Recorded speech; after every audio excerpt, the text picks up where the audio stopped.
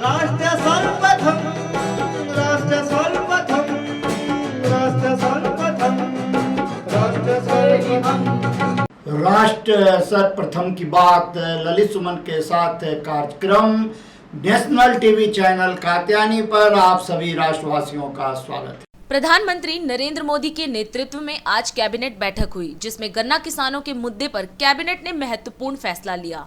Press वार्ता में जानकारी देते हुए केंद्रीय उद्योग मंत्री पीयूष गोयल ने कहा कि देश भर में चीनी के उत्पादन में कोरोना के बाद सुधार हुआ है और चीनी का रिकॉर्ड निर्यात भी किया गया है। मंत्री के अनुसार एथेनॉल के इस्तेमाल से 15,000 करोड़ रुपए गन्ना किसानों को एक वर्ष में मिला है। अगले 2.5 से 3 वर्षों में 20% तक एथेनॉल की मिक्सिंग पेट्रोल में की जा सकती है। मंत्रालय द्वारा दी गई जानकारी के अनुसार 2021-22 के चीनी सीजन के लिए गन्ने की एफआरपी 290 प्रति क्विंटल 10% रिकवरी के लिए दिया जाएगा और 10% के ऊपर की हर रिकवरी में 0.1% रिकवरी की बढ़ोतरी के साथ 2.9 रुपए का प्रीमियम दिया जाएगा। आगामी चीनी मौसम 2021-22 में गन्ने के उत्पादन में अपेक्षित वृद्धि को ध्यान में रखते हुए चीनी मिलों द्वारा लगभग 3,088 लाख टन गन्ना खरीदे जाने की संभावना है, जिसके बाद गन्ना किसानों को लगभग 1 लाख करोड़ की राशि प्रेषित की जा सकती है। आज के कैबिनेट की बैठक में माननीय प्रधानमंत्री नरेंद्र मोदी जी के नेतृत्व में साधारणतः एक प्रमुख फैसला हुआ, जिसमें fair and remunerative price FRP जो शुगर केन पे दिया जाता है उसको बढ़ाकर अब 290 रुपये प्रति क्विंटल करने का निर्णय लिया गया, जो 10% रिकवरी के ऊपर आधारित होगा। जब रिकवरी 10% से अधिक हो जाती है तो उसका प्रोपोर्शनेट 0.1% इंक्रीज़ के लिए, हर 0.1% इंक्रीज़ के लिए अधिकांश 2 रुपये 90 पैसे प्रति क्विंटल और दिया जाता है और न्यूनतम बेसिक जो प्राइस मिलती है उसको भी 9.5% पर रोका गया है कि 9.5% से कम अगर किसी किसान का रिकवरी होती है तो 9.5% पे ही आधारित उनको 275 रुपये 50 पैसे प्रति क्विंटल उनको भी मिलेगा अगर 9.5% से नीचे भी हो तो। खुशी की बात यह है कि हमारे देश के किसानों ने अब काफ़ी रिकवरी बढ़ाने का काम देश भर में किया है। आधुनिक टेक्नोलॉजीज इस्तेमाल करना, नए प्रैक्टिसेस को और बड़े रूप में लागू करके अब हम सभी देश भर में देख रहे हैं कि रिकवरी सुधर रही है। शुगर केन के जो रिकवरी शुगर और बाकी चीज़ों में होती है। साथ ही साथ पिछले वर्ष एक्सपोर्ट भी रिकॉर्ड हुआ है। लगभग 70 लाख टन का एक्सपोर्ट के कॉन्ट्रैक्ट्स हो चुके हैं, जिसमें 55 लाख टन तो ऑलरेडी एक्सपोर्ट हो चुके हैं, 15 लाख टन पाइपलाइन में है। सरकार ने इसके लिए भी काफ़ी सुविधा दी थी। जो मार्केटिंग और ट्रांसपोर्ट अलाउंस लगता है जिससे शुगर केन एक्सपोर्ट होने में सुविधा होती है, उसके माध्यम से केंद्र सरकार ने हमारे किसानों को जल्द से जल्द उनके गन्ने का भुगतान हो जाए, उसको मद्देनज़र रखते हुए शुगर एक्सपोर्ट को भी प्रोत्साहन दिया।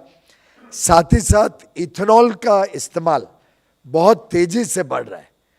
पहले 3 वर्ष में जहां कुल मिला के 22,000 करोड़ इथेनॉल की वजह से एडिशनल पैसा हमारे गन्ना किसानों को मिला था, वहीं पिछले साल अकेले 1 साल में 15,000 करोड़ इथेनॉल की वजह से गन्ना किसानों के भुगतान समय पे होने के लिए इथेनॉल को प्रोत्साहन दिया जा रहा है। उसकी इस्तेमाल को लगातार बढ़ते हुए हम देख रहे हैं।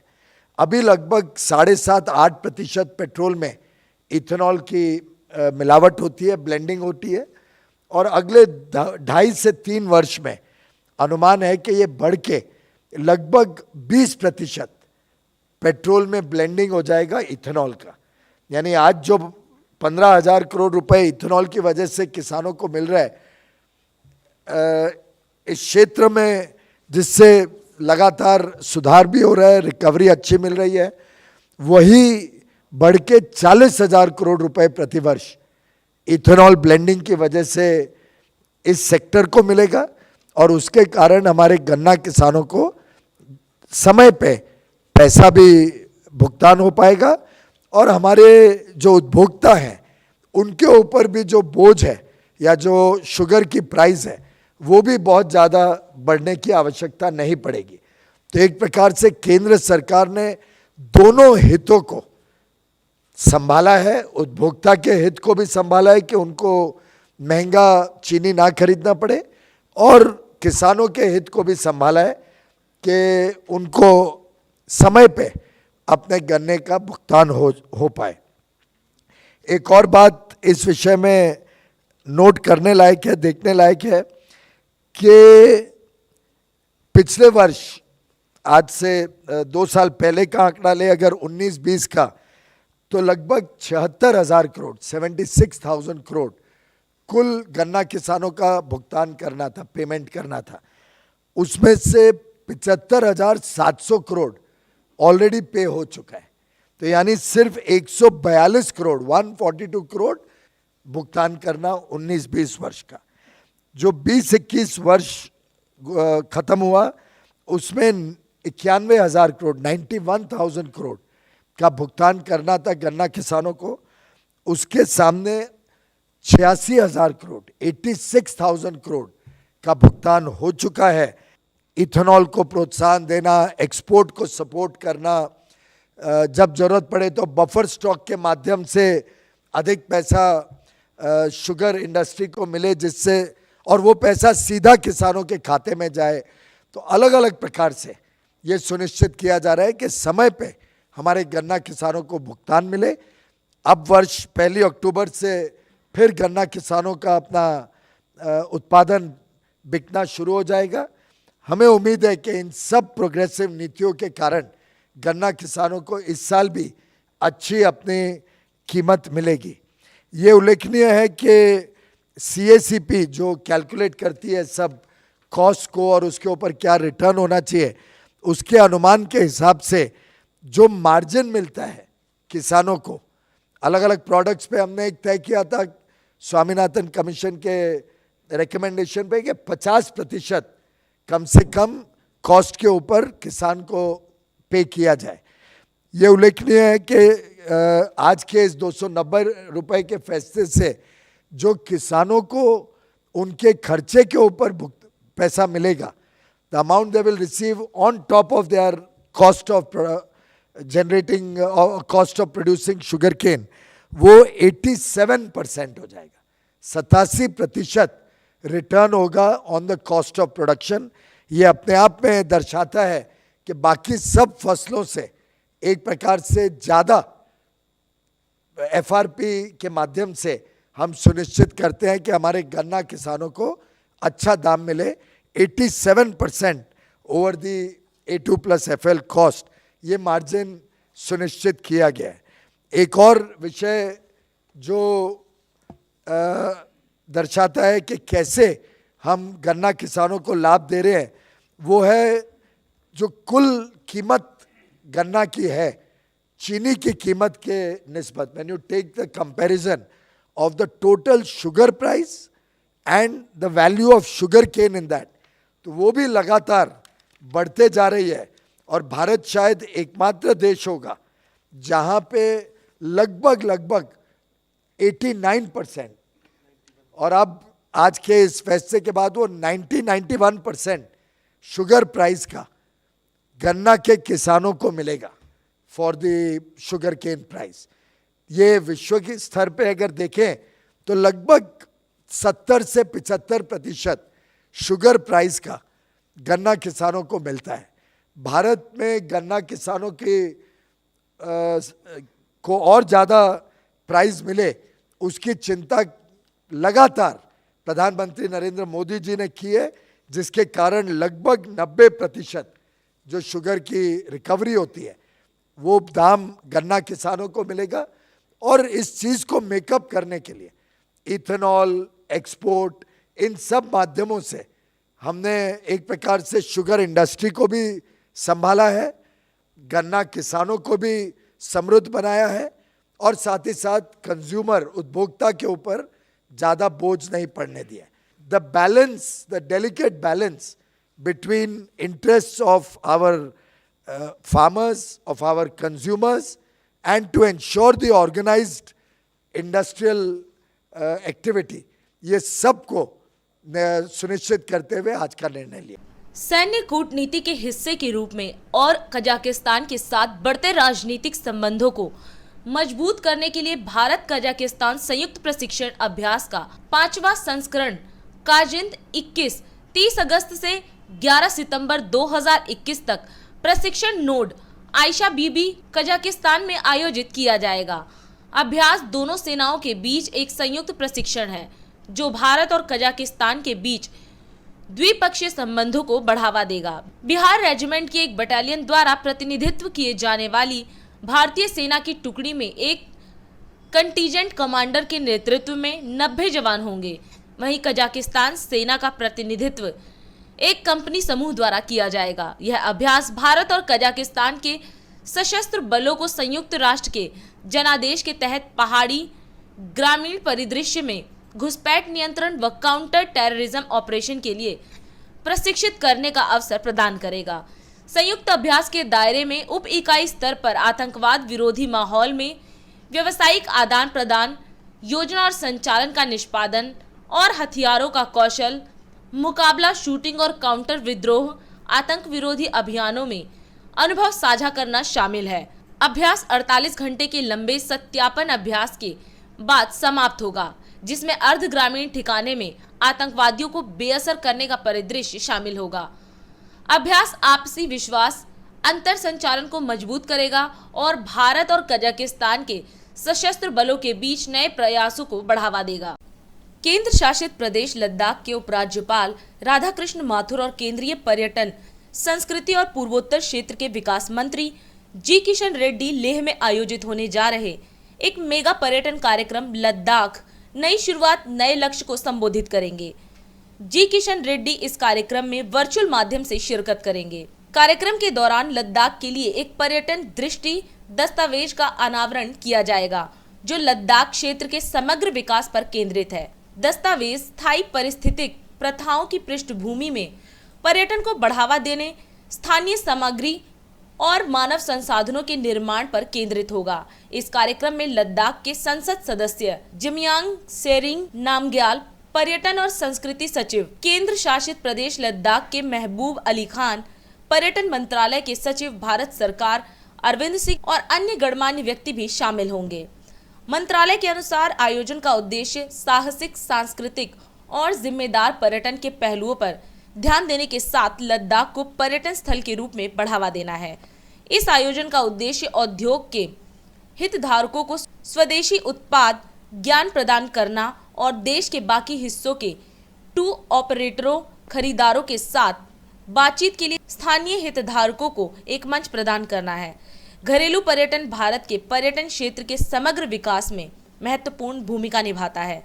पर्यटन मंत्रालय घरेलू पर्यटन को बढ़ावा देने के लिए विभिन्न प्रचार गतिविधियों का संचालन करता रहा है। जम्मू कश्मीर, लद्दाख, उत्तर पूर्व जैसे क्षेत्रों में अभी भी पर्यटन के लिए काफी विकास किया जाना बाकी है। इस कार्यक्रम में लगभग 150 प्रतिभागी, जिनमें opinion maker, tour operator, hotel व्यवसायी, राजनयिक, होम स्टे मालिक, भारत सरकार के वरिष्ठ अधिकारी, लद्दाख के केंद्र शासित प्रदेश प्रशासन और मीडिया कर्मी के शामिल होने की उम्मीद है।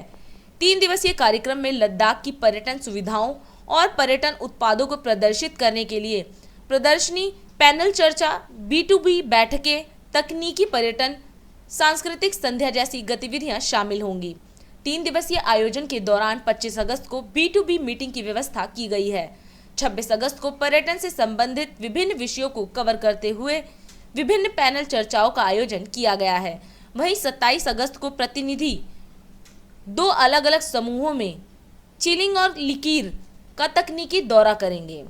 दिन देखिए 8 बजे रात्रि 9 बजे सुबह राष्ट्र प्रथम की बात ललित सुमन के साथ कात्यायनी टीवी पर। 22 वर्षों से प्रकाशित मदर इंडिया पत्रिका पढ़ते रहें देश दुनिया की खबरों के लिए।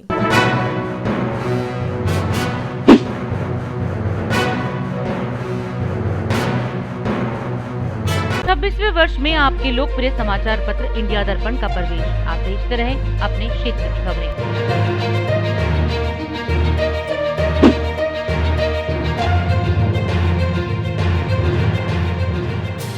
और अधिक खबरों के लिए आप हमारे YouTube चैनल दैनिक इंडिया दर्पण को अभी सब्सक्राइब करें और नोटिफिकेशन के लिए बेल आइकन को प्रेस करना ना भूलें।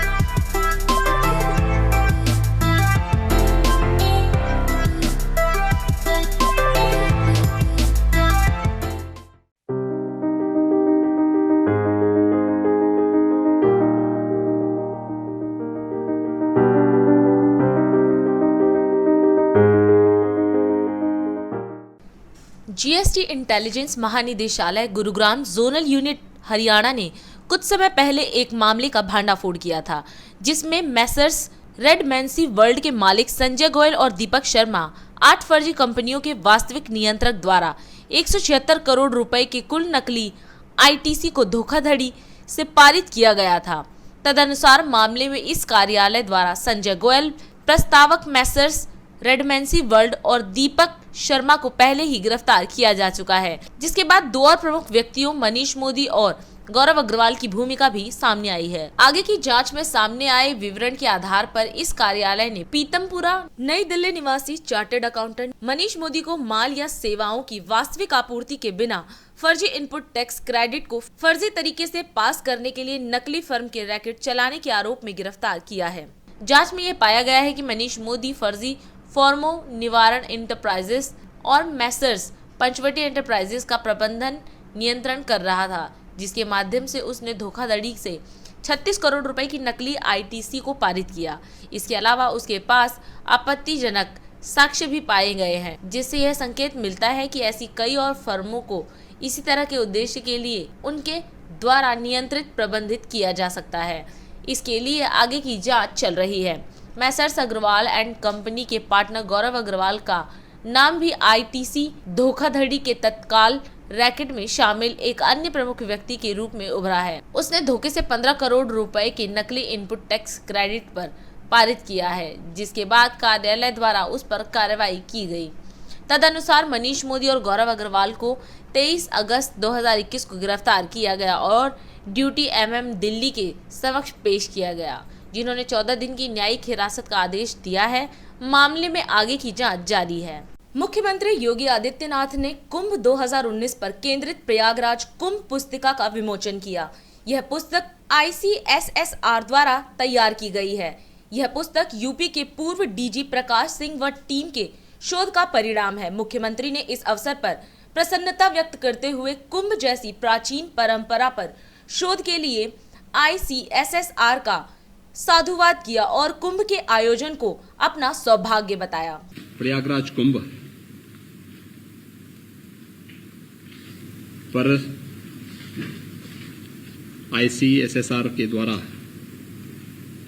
दिए गए शोध को आगे बढ़ाते हुए सम्माननीय श्री प्रकाश सिंह जी के नेतृत्व में जो एक कृति आज यहाँ पर जनसाधारण के लिए और इस फील्ड में कार्य करने वाले शोधार्थियों के लिए अर्पित की गई है। मैं इसके लिए सबसे पहले माननीय श्री प्रकाश सिंह जी को और उनकी पूरी टीम को हृदय से बधाई देता हूं। ICSSR को भारत के ऐसे पौराणिक और ऐतिहासिक परंपरा से जुड़े हुए विषय पर इस विशिष्ट शोध के लिए हृदय से धन्यवाद भी देता हूं। मुझे प्रसन्नता है कि प्रयागराज कुंभ पर ICSSR ने इस विशिष्ट शोध को आगे बढ़ाने और देश और दुनिया के सामने उसे प्रस्तुत करने के लिए एक ऐसे व्यक्ति का चयन किया जिसका पूरा जीवन और पूरा कैरियर न केवल अपने स्वयं की सर्विस के लिए बल्कि समाज से जुड़ी हुई उन समस्याओं के समाधान के लिए समर्पित रहा है और जिसकी अपनी एक पहचान है। उत्तर प्रदेश के डीजीपी के रूप में, बीएसएफ के डीजी के रूप में, और देश के अंदर जब पुलिस सुधार की बात आती है तो जो एक नाम सबकी जबान पर होता है वह श्री प्रकाश सिंह जी का होता है और उन्होंने इस शोध को आगे बढ़ाया। उत्तर प्रदेश के निवासी भी हैं, उत्तर प्रदेश में लंबे समय तक उन्होंने कार्य किया है, तो स्वाभाविक रूप से उत्तर प्रदेश की सामाजिक, आर्थिक, आध्यात्मिक और पौराणिक और ऐतिहासिक परंपराओं की उन्हें अच्छी जानकारी है और इससे उपयुक्त व्यक्ति दूसरा नहीं हो सकता था। इसके लिए मैं ICSSR के पूर्व अध्यक्ष और वर्तमान के सभी पदाधिकारियों को हृदय से धन्यवाद देता हूं। मैं बधाई देता हूं सम्मानित श्री प्रकाश सिंह जी को और उनकी पूरी टीम को, जिन्होंने इस कार्यक्रम को व्यवस्थित तरीके से आगे बढ़ाया। ये मेरा सौभाग्य है कि प्रयागराज कुंभ को आयोजित करने का मुझे अवसर प्राप्त हुआ। कुंभ को धार्मिक और आध्यात्मिक कलेवर के साथ आगे बढ़ाते हुए स्वच्छता, सुरक्षा और सुव्यवस्था का एक अनुपम उदाहरण इसके माध्यम से प्रस्तुत करेंगे। तकनीक से भरपूर करेंगे। तकनीक का उपयोग स्वच्छता के लिए भी, सुरक्षा के लिए भी और सुव्यवस्था के लिए भी करेंगे। प्रयागराज कुंभ पर इस पुस्तक को जीवन के प्रत्येक पक्ष को छूते हुए प्रस्तुत किया गया है। यह देश और दुनिया के उन सभी शोधार्थियों के लिए या जिज्ञासुओं के लिए यह एक मील का पत्थर साबित होगी। उस फील्ड में काम करने वाले लोगों के लिए एक नई दिशा देने का कार्य करेगी। मैं इस कृति के लिए प्रकाश सिंह जी का अभिनंदन करता हूं। ICSSR को हृदय से धन्यवाद देता हूं और विश्वास व्यक्त करता हूं कि प्रयागराज कुंभ पर लिखी गई ये पुस्तक दुनिया के अंदर वैश्विक मंच पर 19 से पहले जो भ्रांत धारणाएं प्रस्तुत की गई हैं उन सबको दूर करने में सफल होगी। आप नेता और ग्रेटर कैलाश विधायक सौरभ भारद्वाज ने आज दिल्ली नगर निगम पर आरोप लगाते हुए कहा कि एडवर्टीजमेंट के करोड़ों रुपए जो दिल्ली नगर निगम को मिलने चाहिए थे वह MCD को नहीं मिल रहा है और इसकी जिम्मेदार भारतीय जनता पार्टी है। उन्होंने दिल्ली के विभिन्न इलाकों में लगे होर्डिंग बैनर से हो रहे घाटे पर भी सवाल उठाए और इसे MCD में व्याप्त भ्रष्टाचार का उदाहरण बताया। कुछ दिनों पहले एक प्रेस वार्ता करके आम आदमी पार्टी ने आपको बताया था कि पूरी दिल्ली के अंदर MCD की जो पेड साइट्स हैं, जो यूनिपोल्स हैं, बाईपोल्स हैं, जिसके ऊपर 1 लाख से लेकर 3 लाख रुपए महीना किराया देके आप अपनी एडवर्टाइजमेंट लगा सकते हैं, उस तरीके के यूनिपोल्स दिल्ली के अंदर तीनों नगर निगम चलाते हैं। और हमने बाकायदा एक सर्वे करके ये दिखाया कि हर यूनिपोल पे जहां जहां भाजपा का होर्डिंग लगा हुआ है, दिल्ली प्रदेश भाजपा ने अपनी एडवर्टाइजमेंट कर रखी है, उसकी GPS लोकेशन के साथ हमने एक प्रेस कॉन्फ्रेंस की और 24 घंटे तक हमने भाजपा के नेताओं को टैग करके उनसे पूछा, मेयर साहब आपके नाम का फला होर्डिंग दिल्ली में करीब 3 दर्जन लगा हुआ है, क्या आपने इसके पैसे दिए हैं? अगर दिए हैं तो बिल दिखाएं। भारतीय जनता पार्टी दिल्ली प्रदेश के नाम से सैकड़ों होर्डिंग पूरी दिल्ली के अंदर लगे हुए थे। हमने आदेश गुप्ता जी से भी पूछा कि अगर आपने इसका पैसा दिया है, MCD को इसका भुगतान किया, तो आप बिल दिखाएं। 24 घंटे कैंपेन चली, अखबारों के अंदर खबर आई, कहीं पर एक जगह भी भाजपा के नेता ने बिल दिखाना तो छोड़िए, किसी अखबार के अंदर उन्होंने ये कोट भी नहीं दिया कि हमने इन विज्ञापनों का पैसा दिया है। आप सब पत्रकार साथी सामने बैठे हैं, उन्होंने इसका जवाब नहीं दिया, क्योंकि वो ये सारा का सारा जो पैसा है वो बेसिकली वो नगर निगमों से लूट रहे हैं। ये वो रेवेन्यू है जो नगर निगम को मिलना चाहिए और ये ना देके नगर निगम को लूट रहे हैं, क्योंकि इनको लगता है कि नगर निगम के पास अगर पैसा कम पड़ेगा तो दिल्ली सरकार से मांग लेंगे। दिल्ली सरकार नहीं देगी तो सफाई कर्मचारियों को तनख्वाह देना बंद कर देंगे, वो अपने आप हड़ताल करेंगे, फिर दिल्ली सरकार को उनको पैसा देना पड़ेगा। आज हम आपके सामने दक्षिण दिल्ली नगर निगम की अगस्त की स्टैंडिंग कमेटी की मिनट्स ऑफ मीटिंग आपके सामने रख रहे हैं, जिसके अंदर कई सारे ऐसे वेंडर्स का उदाहरण दिया हुआ है कि इनको लाखों रुपए का घाटा चल रहा है। यहाँ पे देखिए, एक मैं आपको लिस्ट दिखा रहा हूँ, एक वेंडर की लिस्ट है, इनकी स्टैंडिंग कमेटी की मिनट्स में लगाया हुआ है कि जिन ठेकेदारों को इन्होंने एडवर्टाइजमेंट लगाने का ठेका दिया है वो हर महीने लाखों रुपए का घाटा दिखा रहे हैं। और अब नगर निगम ये तैयारी कर रहा है कि क्योंकि होर्डिंग लगाने वाले ठेकेदारों को घाटा हो रहा है, लिहाजा उनकी फीस माफ कर दी जाए, उनकी लाइसेंस फीस माफ कर दी जाए। तो मतलब वो घाटा अब एमसीडी को होगा, कई करोड़ का घाटा अब वो एमसीडी को ट्रांसफर किया जा रहा है। तो कुल मिला के आप इस चीज को समझ सकते हैं कि जो करोड़ों रुपया दिल्ली नगर निगम के पास एडवर्टाइजमेंट के माध्यम से आना चाहिए, वो पैसा भारतीय जनता पार्टी की जेब में जा रहा है। जो पैसा भारतीय जनता पार्टी को एडवर्टाइजमेंट लगाने के लिए खर्च करना था वो नहीं दे रहे, और एमसीडी उस वेंडर का वो पैसा माफ कर रही है। सीधा सीधा क्विड प्रो को है, सीधा सीधा लेन देन है, सीधा सीधा भ्रष्टाचार है।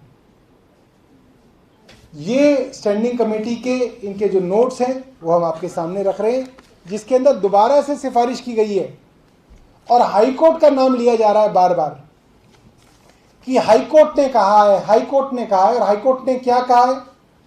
हाईकोर्ट ने यह कहा है, किसी कंपनी को घाटा हो रहा था तो हाईकोर्ट गया कि साहब हमें घाटा हो रहा है, लिहाजा हमारे लाइसेंस फीस कम कर दी जाए।